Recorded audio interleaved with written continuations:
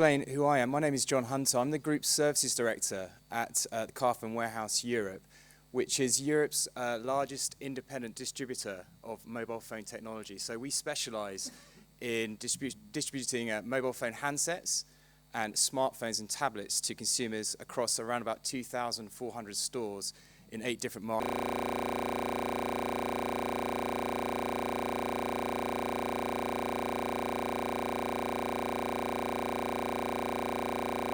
Listening to Daniel from Vattenfall just now talking about this, we see a massive opportunity in specifically the smartphone and tablet space of really driving customer engagement in some of the exciting new services within the smart home space.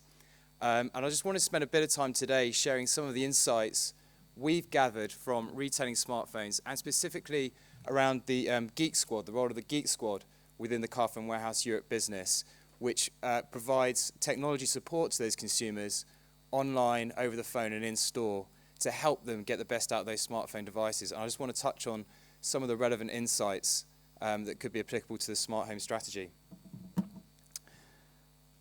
I think it's safe to say that the connected world has arrived. There are now 35 billion connected devices in one form or another around the world. On average, the smart home has, we believe, in the region of 6.7 connected devices, and that is doubling every single year. One of the most incredible statistics that I've come across is that there are now 300,000 different applications available to smartphone and tablet users. 25 billion downloads have taken place since an industry that was really created less than 5 years ago in app technology. There's been an explosion of content which has been driven by the transformation that we're seeing within the mobile telecommunications industry and the explosion specifically of smartphones and tablets. In terms of smartphone ownership, we are now at a position where over 50% of consumers in the UK own a smartphone. And we believe that within the next 3 years, every major Western European market will be in the same position. Smartphones are taking over the mobile handset space at a rapid pace. If you look at it on the right-hand chart, we've just got some splits by age demographic. Over 90% of 15 to 24-year-olds either already own or intend to purchase a smartphone device in the near future. So as that age demographic moves left to right, you can start to see the transformation that smartphones are going to have on people's lives. Even if you take the oldest demographic, the 55 plus, we're at 40%, broadly speaking, already own a smartphone, with a further 10% intending to purchase within the next 12 months.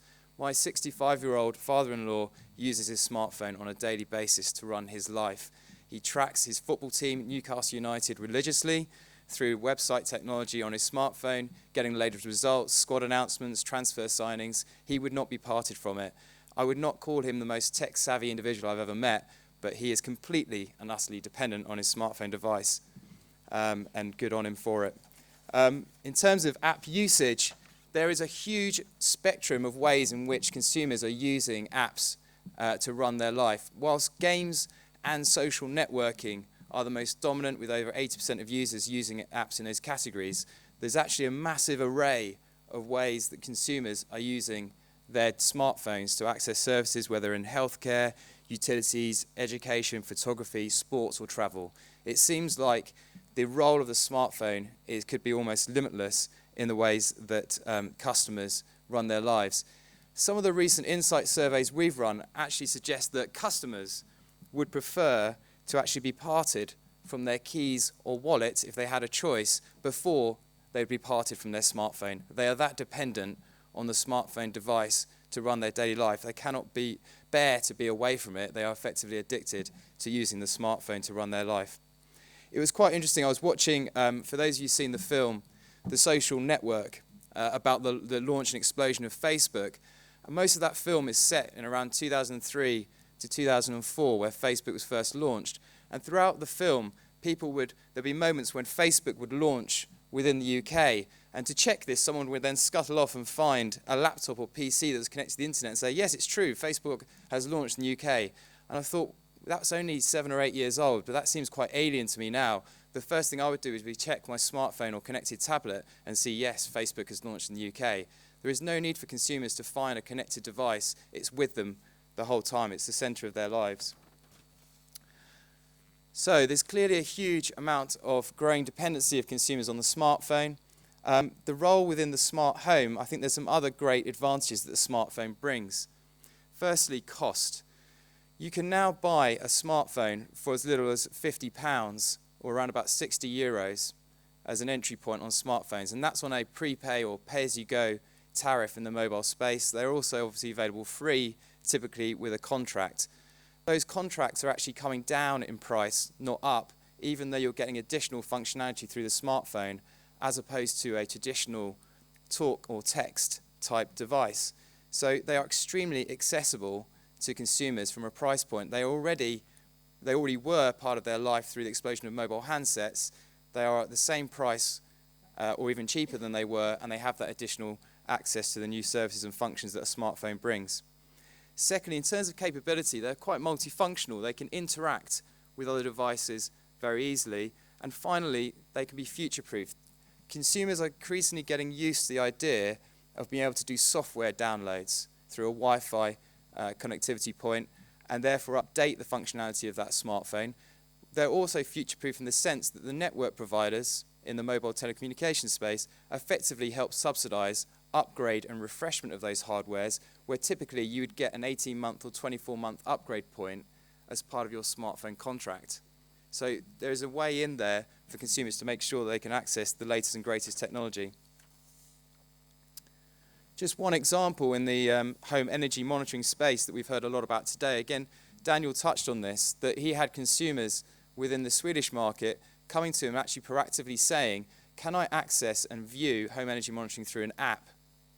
Can I use that as my way of understanding what my home energy usage is? Completely unprompted.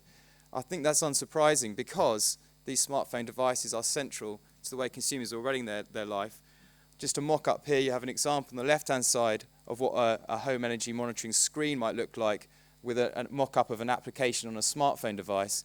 The advantages are clear. The smartphone has full touchscreen technology. You can integrate it with online billing. It's with a huge number of the customer demographic already. People are used to interacting with it on a daily basis, and clearly it's portable and future-proofed as well. It's with the consumer. It's always on, whether inside the home or outside.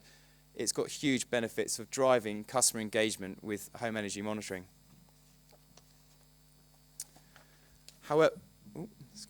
However, there are challenges associated with smartphones. This isn't just an easy solution.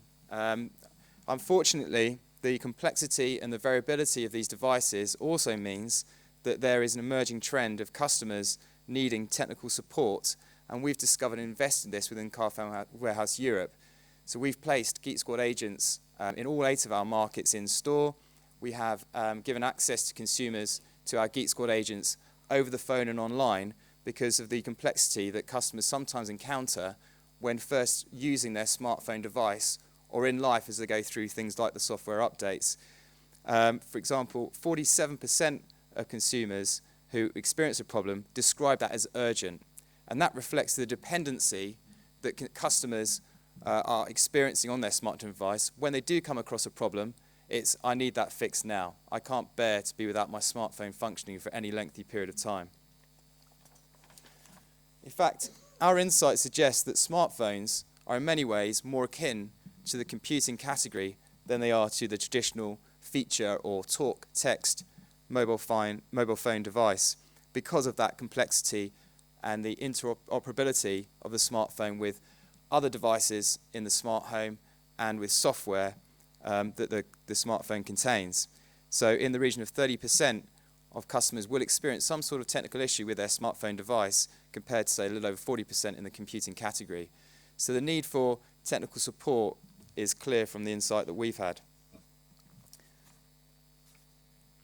As I say, in terms of overcoming those barriers, we have invested in our Geek Squad agents in store, over the phone and online to try and address the issues that those customers are experiencing, to make sure that we are always on, so agents available 24 hours a day, 7 days a week, because customers' smartphones are always on too. In part, this is also to help address one of the other challenges, is that with the ability of smartphones and tablets to interact with a multitude of other devices, the combinations that starts to create are enormous.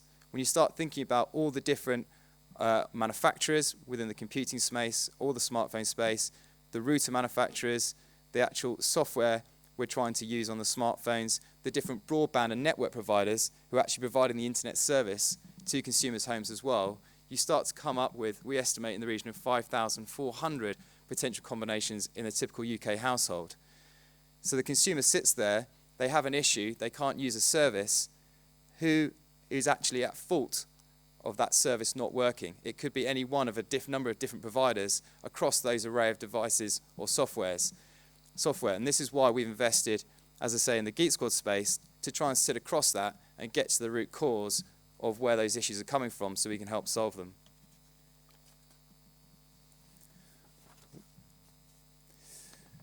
Effectively, the way we try and think about the consumer in the smartphone space is really three main stages of where customers run into issues. There's the initial setup stage, where customers are moving to their first ever smartphone device, which is worth remembering. We are at 50% adoption. That's still 50% of consumers within Western Europe still to experience the first smartphone device, or actually transferring to a new device from an older device, perhaps on a new operating system.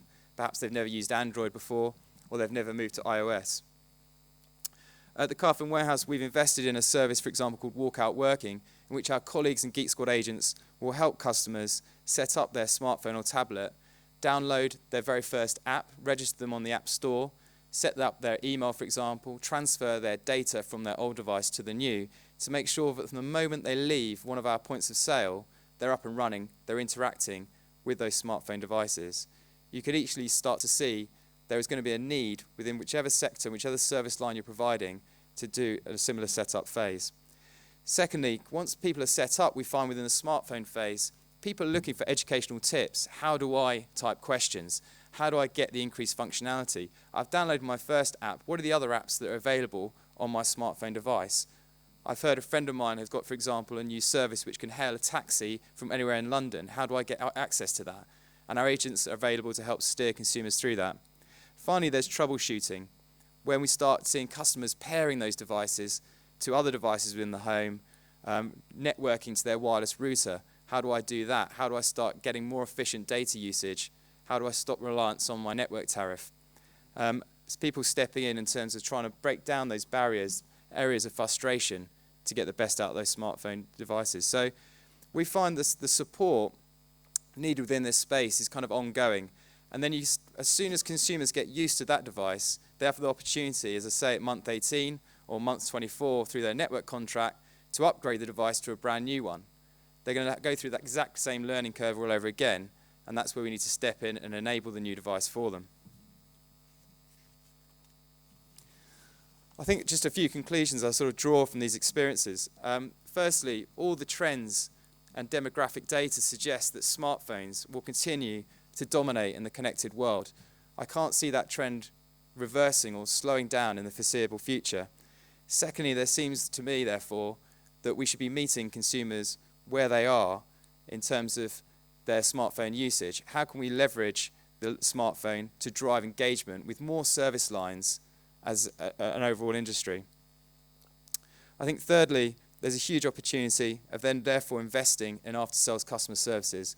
While smartphones are superb in terms of their flexibility, their ability to interact with the numerous different service lines and other devices, they are complex and therefore will require investment in after-sale care.